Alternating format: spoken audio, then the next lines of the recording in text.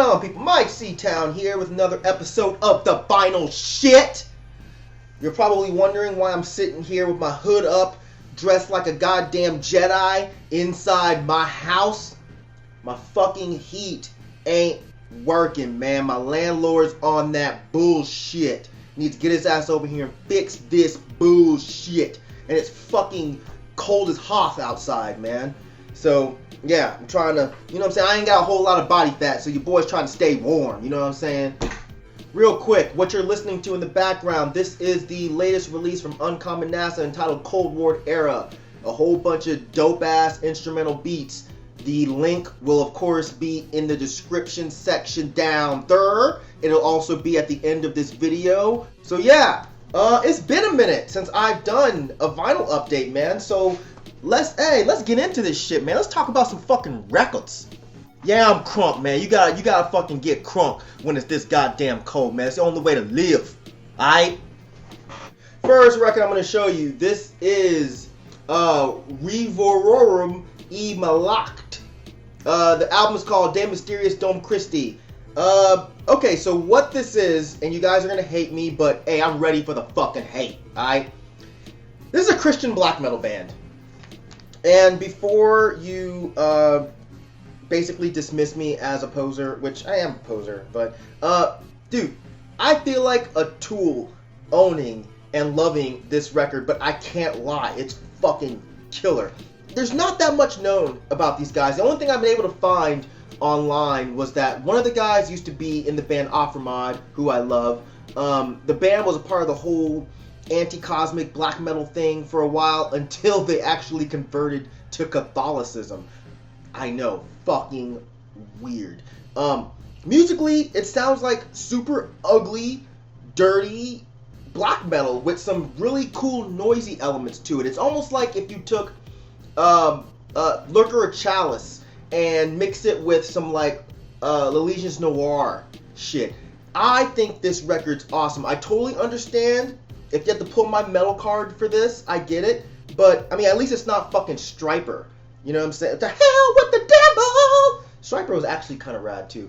But, at any rate, it's a nice gatefold, but there's not really a whole lot going on with the layout, as you can tell. It's, I don't know. It's kind of weird. It's got this cool thing there. Of course, it's got a picture of your homie Jesus. This would have only been cooler if it was on like white vinyl. So yeah, if you're not too stuck up about the ideologies behind your black metal, even though I know this pretty much goes vehemently against what black metal stands for, that's the beauty of not being a religious person. I can listen to any fucking thing I want to and not feel weird about it. Even though I do feel weird about that. Moving on. Next record I'm going to show you. This is Rodriguez, Cold Fact. This is a fantastic and very overlooked record. Great psychedelic folk. Like picture mixing Jim Croce with Bob Dylan and adding in maybe some Perry Leopold, and I think you'd have something close to Rodriguez. Great revolutionary sounding songs. Apparently when this came out, it didn't sell for shit.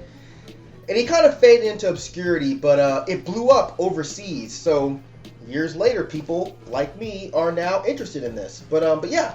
Next record I'm going to show you. This is Siouxsie and the Banshees, Through the Looking Glass. I just recently ran across this record when I was out digging the other day.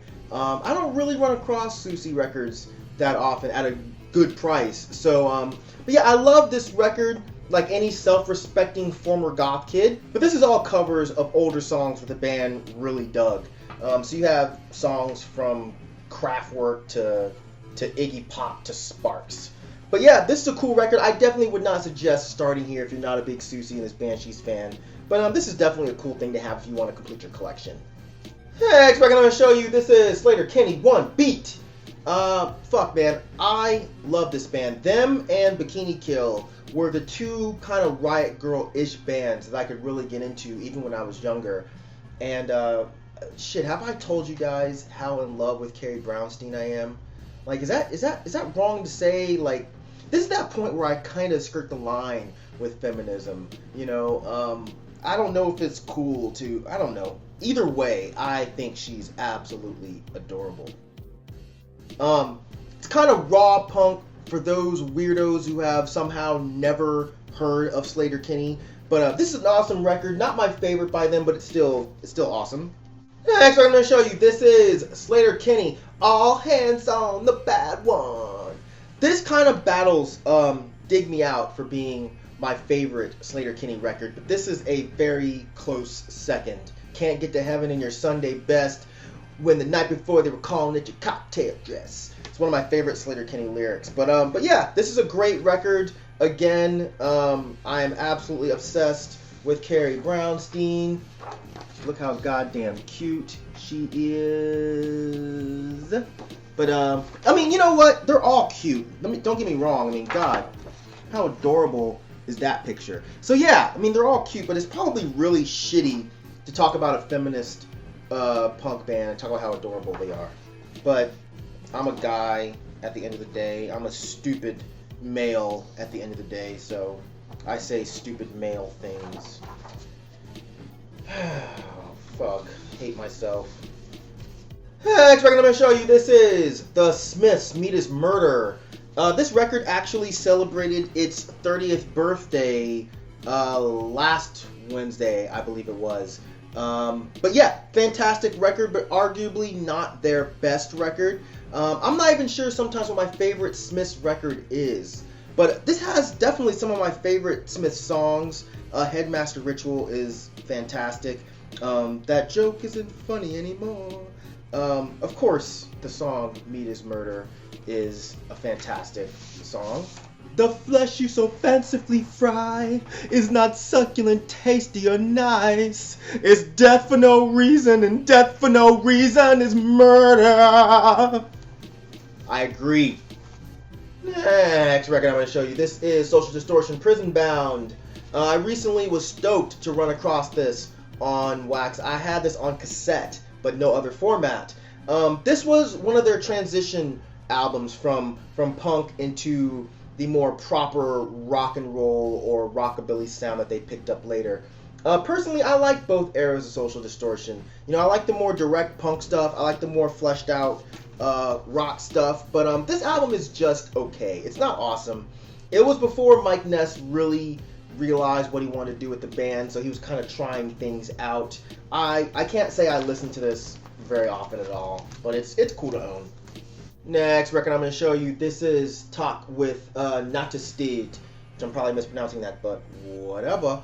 This is probably my favorite record by them. It's super raw and brutal black metal, but overall, fucking fantastic. It definitely has that cold and grim feeling that all the early Norwegian black metal bands have. And this is one that just has great playing to complement that cold and gross sound. It has that perfect mix of ugliness with melody.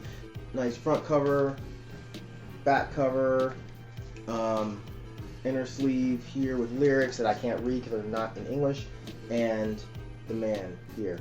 Great stuff. Next record I'm going to show you, this is another Taake record. This is Bjoergvin. In my worthless opinion, I really do feel like Taake is one of Norway's best black metal bands. They're very direct with their sound, just raw and ugly black metal. They came out a bit later than a lot of the purveyors of the Norwegian black metal sound, so they get left out of the conversation quite a bit.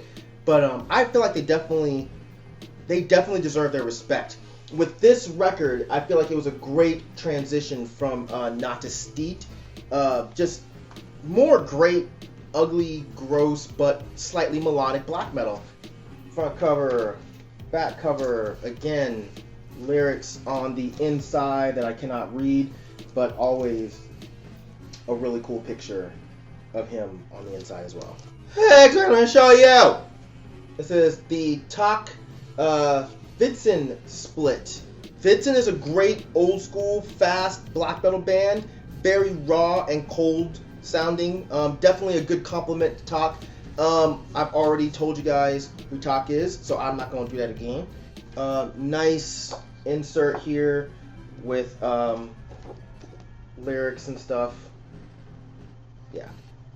Next record I'm going to show you, this is Wire and I cannot pronounce this title, so I will just show it to you. There, pronounce that how you like.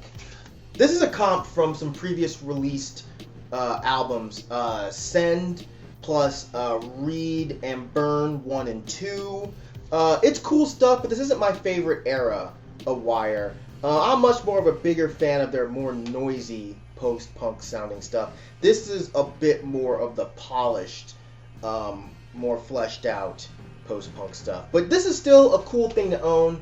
I think this is a bit rare. I'm not positive. But yeah, this is a cool thing to own. If you see this out, you should definitely grab this if you're a fan of post-punk stuff. Next record I'm going to show you, this is Wolf Eyes, Human Animal. Wolf Eyes is a very creepy noise group. I'm a fan of everything I've heard by these guys. I have not heard a misstep yet. But they managed to make some truly scary noise that is still very interestingly laid out and played and performed.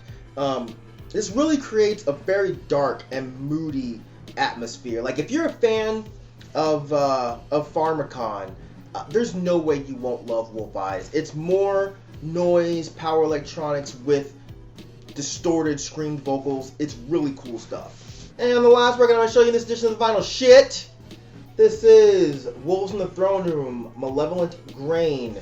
If you've not heard of these guys, they're a really cool kind of atmospheric black metal band from Olympia. I think people seem to throw them in that kind of Death Heaven pile of like poser black metal bands. And maybe they are a poser black metal band, but I don't give half a fuck, man, because they're fucking good at writing some really good black metal songs. Great driving riffs, awesome drumming. It pretty much continued the sound that they had on Two Hunters, and I think if you're a fan of like Death Heaven or Agalloch, I think you'd be into these guys. So that's it for this edition of the Vinyl Shit. As usual, thank you for living, thank you for loving, thank you for being you, and I will see you guys next time. Aight?